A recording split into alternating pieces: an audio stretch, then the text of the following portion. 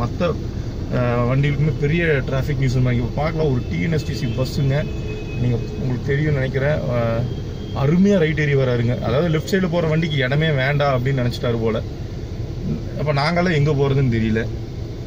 நீங்கள் பார்க்கலாம், இப்போ வந்து ஒரு டிஎன்எஸ்டிசி பஸ் TN38 N2407ங்க, கோத்தகிரி கோவை ரூட்டு வண்டிங்க.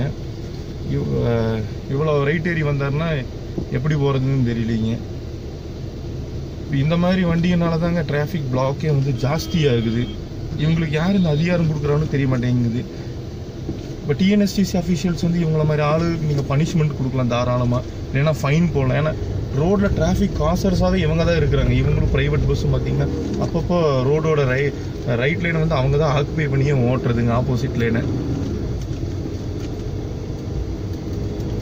நீங்கள் பார்க்கல, கிட்டத்தட்ட டிராஃபிக் ஜாம் வந்து இந்த லாரி ஓனர்ஸ் பெட்ரோல் பங்க் மட்டும் நிற்கிதுங்க. Karamadai lorry owners petrol bunk மட்டும் நின்றுட்டுருக்கு.